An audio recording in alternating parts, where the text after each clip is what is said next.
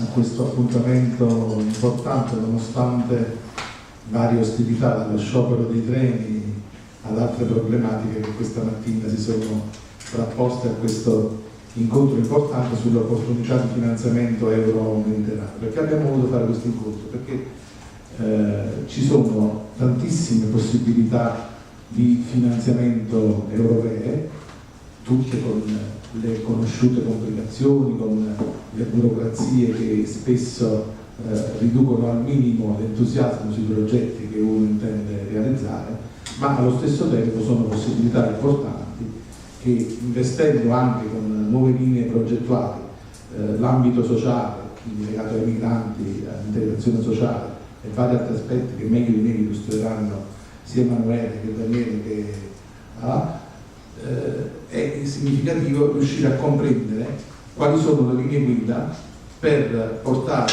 avanti dei progetti di rete che possono essere incisivi non solo sul dialogo euro-mediterraneo, sulle politiche di vicinato, ma anche su realtà locali importanti. Noi come Fondazione Mediterraneo siamo nati 30 anni fa, abbiamo realizzato 148 progetti europei, quindi siamo estremamente consapevoli di quello che diciamo. Alcuni giorni diciamo basta, non vogliamo più partecipare perché le burocrazie diventano burocrature, quindi dittature della burocrazia che veramente ci riducono la vita ad un piccolo inferno, però pur tuttavia con l'aiuto di professionisti come voi che sedete a questo tavolo, con la buona comprensione dei programmi, ma soprattutto di come si scrive un progetto, di come si gestisce un progetto, e poi i risultati si vedono e sono importanti, ripeto, nelle varie realtà dei vari paesi. E proprio in questo momento in cui il Mediterraneo sembra essere relegato ad un mare di sangue, con tutte le varie problematiche che tutti i giorni noi vediamo, è invece estremamente indispensabile raccontare l'altra faccia della medaglia, cioè il Mediterraneo del positivo, del vero, del bello, del buono, del dialogo interculturale, quello che noi abbiamo definito 30 anni fa e che ancora oggi lo è, una comunità di destino, comunità di destino, vale a dire che noi siamo destinati dalla storia, dalla geografia, dalle nostre tradizioni a vivere insieme ed ad essere insieme.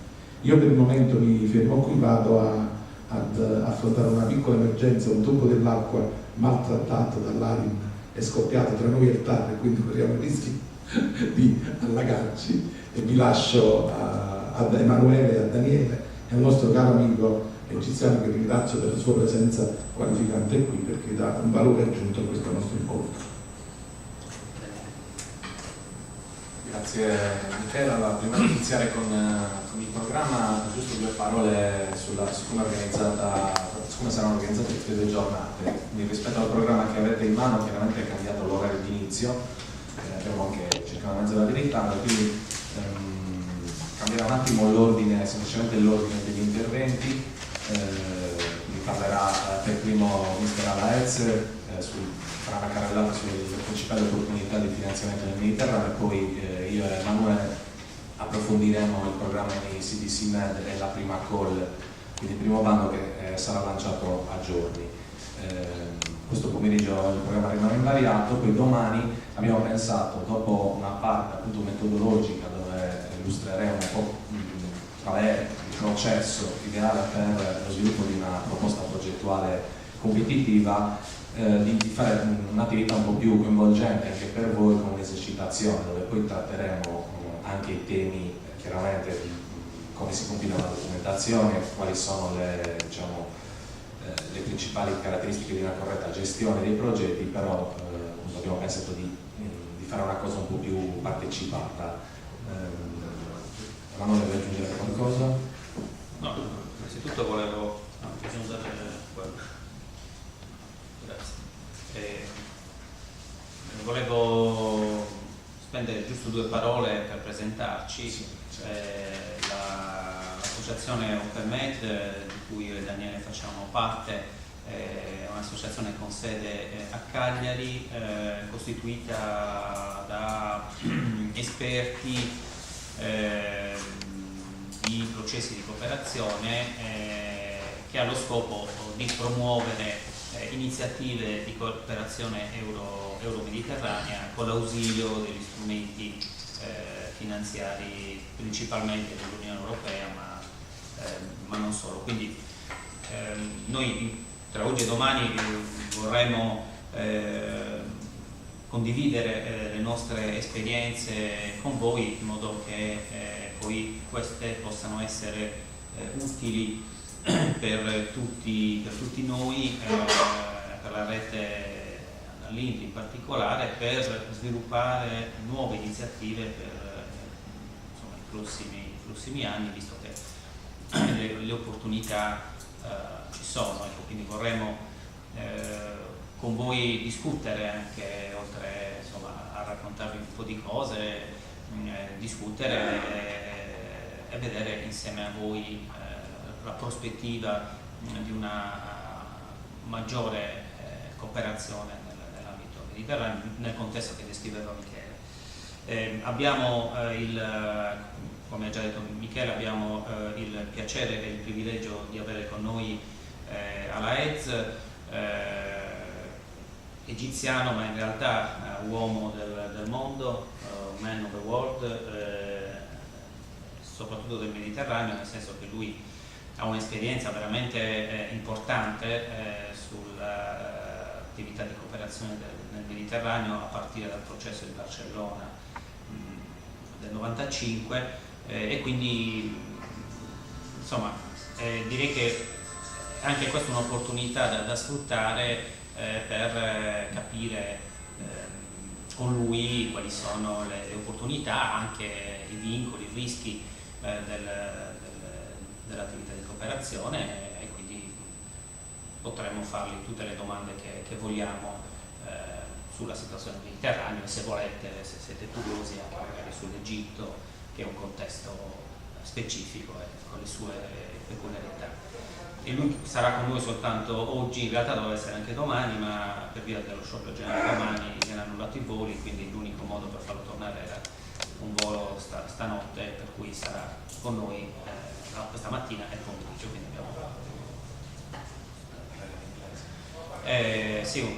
parlerà in inglese, spero che non sia una difficoltà troppo importante per voi. Nel caso io e Daniele possiamo svolgere le domande, le risposte, insomma.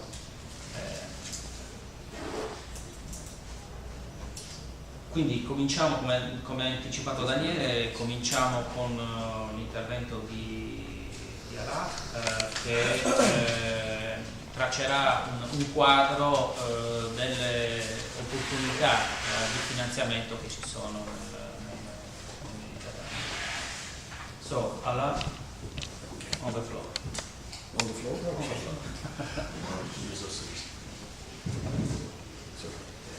Good morning, everybody. It's a pleasure to be with you here. I apologize for not being able to speak Italian, but maybe eventually someday I'll be in that direction. Today I'll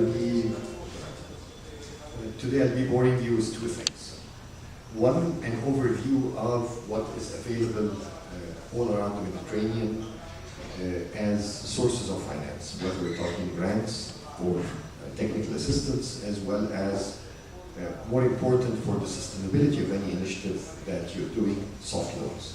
And whatever you're doing, whether it's socio-economic development, whether it's job creation, whether it's democracy, whatever it is, you will need to have sustainability for the initiative, and with that, the soft loans are a very important instrument.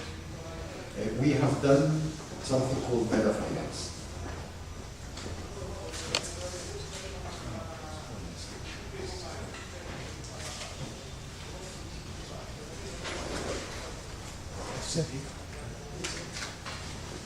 So what we have done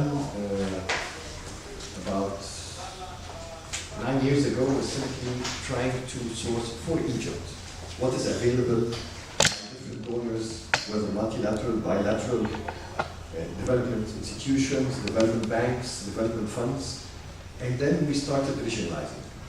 Simply, we were trying to find the information you don't have.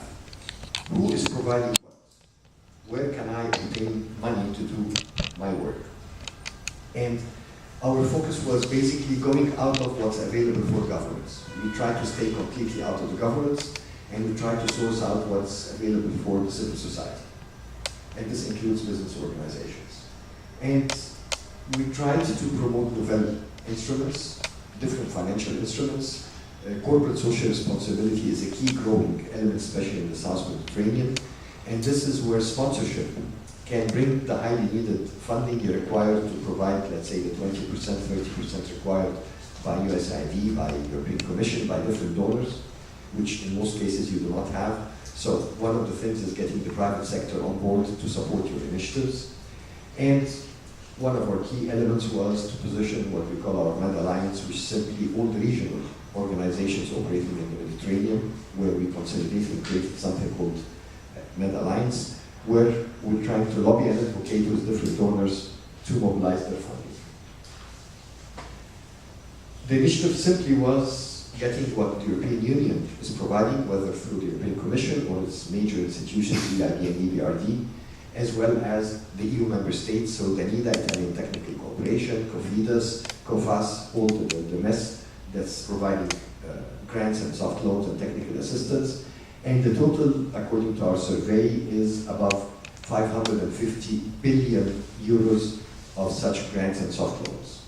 And we've been creating a mechanism for periodic update that we've been doing. And most important, we organize annually a conference where we bring the senior personnel, the vice presidents, commissioners, director generals from all donors worldwide, where we discuss with them the needs of the civil society and how to do it outside governments. Our main focus is always not to have the involvement of governments in what we do. So it started back, like I mentioned, about 10 years. We made the first survey, and it was becoming a major thing where grants provided by Commission, Germany, Italy, USAID, Netherlands, RDI and IMC was presented, soft loans by the key players, European Investment Bank, KfW, and AFD, where we had the presidents of these institutions, as well as the private sector, whether through investment funds, through key banks and local financial institutions who can provide cost sharing through their CSR. And this has been repeated annually, and now it became a replicated self-sustained initiative that we do every 2 years, where again we bring the whole players together, and it's published in a report that will be presented, will be handed over to you by Daniele and Emanuele. The last one was the 2017 survey, this year's survey. And we do it with all our partners throughout the whole region. And now we come to the bread and butter. There are 266 programs that you can utilize. And this includes hundreds of instruments that you can apply to. And these, besides what is translated into tenders and services and supplies, where again you can participate. For example, if you're working in democracy, there is the Democracy Fund for Egypt, there is the Democracy Fund for Tunis, and another one for Lebanon. And there is the MED Democracy, which is the regional one you can apply to. The same for socio-economic development, the same for job creation, women's rights, environment, whatever you can be working in. And there is 156 programs available to the whole region by 18 countries and different bilateral and multilateral institutions. And there is over 35 programs that are offered only for individual countries in the south, but with partnership from any country in the north. So if you're applying from Italy, from France, from Spain, from Netherlands, you can apply to all of these. What is being offered? You have grants that can go between 50 to 80% of the project budget. The max in the grant is 5 million euros, and the minimum will be a couple of 100,000 euros. And there are soft loans that go to up to 80% of the project budget. So if you're going into implementation, you're creating an incubator for job creation. The grant part will be for creating the network, the soft component, the partnership, and then you will be needing equipment. Then you will be requiring soft loans. You can have something like JEBIC, which provides 10 years grace period, 30 years payback, and 0.75% interest. And the grants start from zero interest, 3 to 10 years grace period, and about 20 years payback period. So what we have managed to survey till now. The Meta Finance survey includes 56 loans, 40 grants, 38 technical assistance, and technical assistance can be translated into grants, because simply, instead of you doing the job and tendering and buying the service, it's provided directly by the donor for you to implement. And then there are several types of funds, including equity, venture capital, co-financing, and guarantees. And here is an example of the list of instruments that's being available. You will be getting the whole survey, it's about 300 something pages, but simply it's arranged alphabetical. So group number 1, starting from the Arab funds, the funds, passing through African Development Bank, European Commission, as well as its member states, so you're talking about Spain, Italy, Germany, France, Netherlands, crossing the Mediterranean. Simply it's from Mexican aid to Australian aid and everything in between. So it's multilateral institutions, whether global, like the World Bank and IFC, or regional, like the European Investment Bank, KfW, and EBRD, as well as donors from the whole world and various institutions. And the list goes on with the different elements, including Asian Development Bank, African Development Bank, and all of you are eligible, because simply, whatever country you come from, is everybody from Italy or just somebody from outside Italy? Which country? Czech Republic. Czech Republic is eligible to all EU, German, Japanese, and Czech Republic is a shareholder in the World Bank and the African Development Bank and Asian Development Bank. So simply you're eligible to almost 80% of what's listed in this list. And then you start going alphabetical, where you start going into countries. So Algeria, followed by Egypt, followed by Jordan, Lebanon, Morocco, and then ending with Tunisia. All these bilateral instruments are available for your partner within that country. However, that partner in the country has to work with a foreign partner. And in this condition, you can be that foreign partner. So practically, you're eligible to almost everything. On the other hand, if you have a branch office or an affiliate in any of these countries, you're eligible to the whole list of activities. What is being put in that survey? Simply a short description, which, for example, this is the African Development Fund for Climate Change. So if you're working on environment, I'm just putting examples by sector. So you can apply to these grants, and then you have the target audience, which means it's Africa, including North Africa, which is the Mediterranean, the type of funding, whether it's grant, technical assistance, or soft loan. In this case, this is a grant. And then the amount of budget available. And when there is no maximum minimum mentioned, this means that it depends on your proposal. You can reach anything up to 10% of the total budget of the program. And then the application process, when do you apply? Is it call for proposals that's announced periodic? And in this case, then we'll be having the website that announces the calls for proposals. And if you need any information, who's the correct contact person, because you cannot contact the African Development Bank and ask them, I want to know what's the environmental, the climate change grants. Probably the person who will answer you, whoever he is, has no idea about it.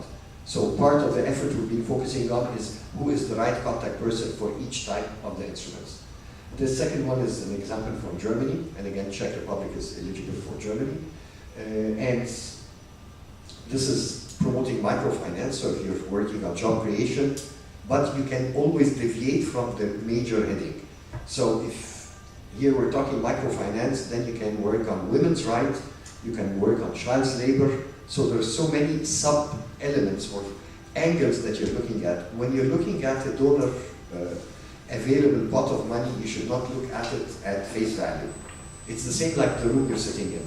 When you're sitting, you're seeing the screen. Where I'm sitting, I'm seeing you and the screen behind you.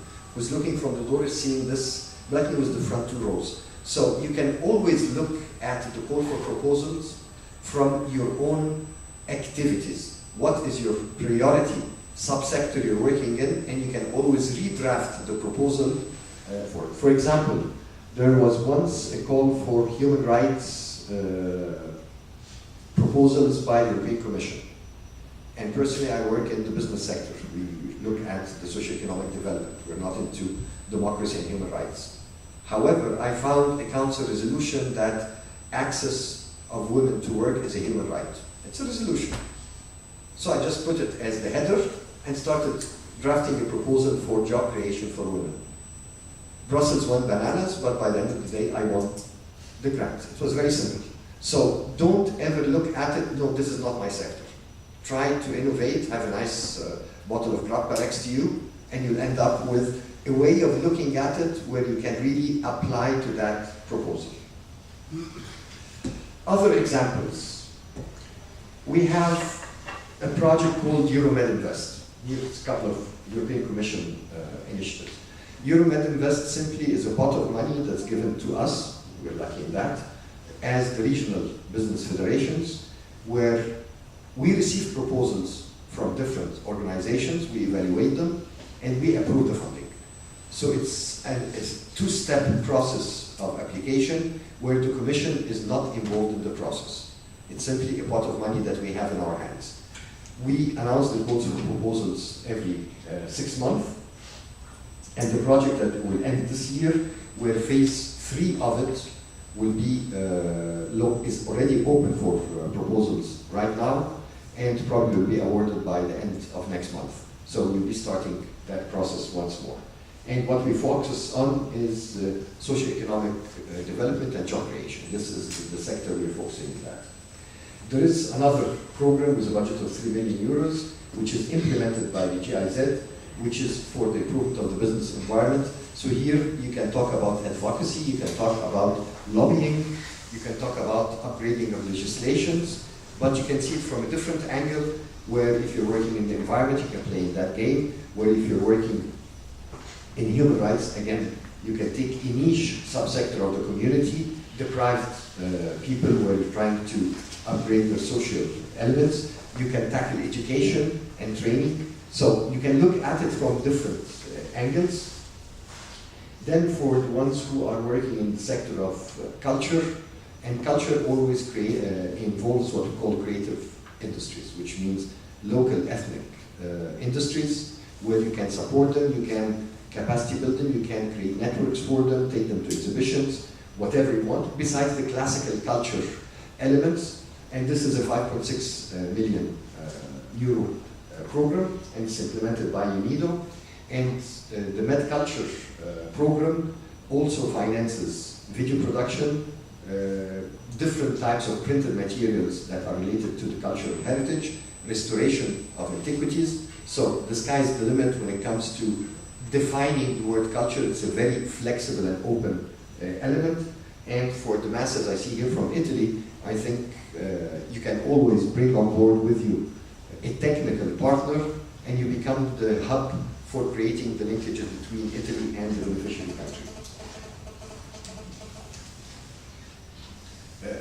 Swiss Med is focusing on sustainable consumption and production in the southern Mediterranean, and it has a big budget, it has 22 million euros, and it's implemented by the Commission itself from the regional division in Brussels, and it's simply to create some sort of sustainable consumption, whether at the level of the individual, at the level of governments, or the meso level where you're talking about the level of corporations and business support organizations.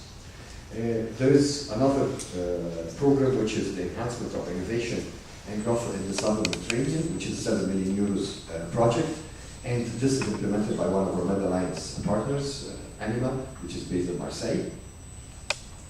And this is complementary. To me, in my opinion, it's easier if you're working in innovation to work in the Horizon 2020, which has so many calls coming out every 2 months, and the budget is 82 billion euros, so it's a huge thing. And the advantage here is you can select any partner anywhere in the world.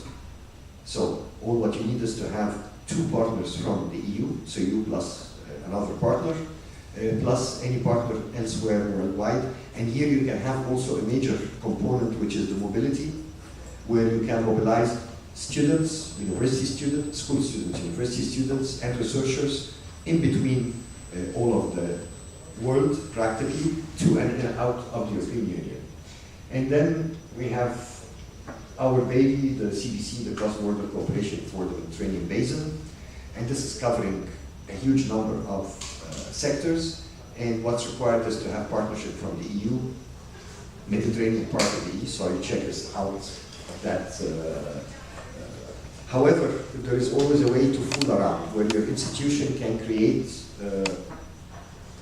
a branch subsidiary within the eligible regions, and then automatically this subsidiary is the one eligible and you can backstop it from headquarters. Sorry. And the project is 3 years, so they can apply in the last call. And this is about all EU member states experts, and the word expert is not only an individual, it could be also and it's a legal entity, can be subcontractors as well as sub-partners to activities. Examples, simply the sea basin cross-border cooperation. It includes 14 countries, and basically there is the co-ownership of the partners. They're the ones really owning the initiative and the project. And the simple concept of it is trying to create cooperation across the borders of the EU, southern part of the EU, with the Mediterranean basin countries. What's separating us is the Mediterranean Sea, so unlike the different types of cross-border cooperation you have between the EU and its accession countries, this one is between the rim that's the one that is in the dark green, the rim that's on the Mediterranean, so all of Italy, southern parts of Spain, France, Greece, and then your beautiful islands of Malta and Cyprus, along with Egypt, Tunisia, Lebanon, Jordan, and Morocco. And the total value for this part is 204 million, where 10% is co-financing and 90% is coming from the European Commission. And the past phase included 95 programs, and it had 730 partners involved in the activity, and it was focusing on environmental sustainability, economic growth and territorial development, cultural heritage and sustainable tourism, and human capital. And by the way, in that last call, I personally submitted 96 proposals, and I ended up with 22, which is not bad. And here are a couple of examples of different projects, just to give you the flavor of what cross-border cooperation looks at, where technology meets heritage. This was IAM project, and it was slightly a political project because this included Palestine and Israel together. Water was one of the key elements. Renewable energies was key. We had 5 renewable energy projects in the last call, which I will show you in the next presentation. And what we focused on is the replication.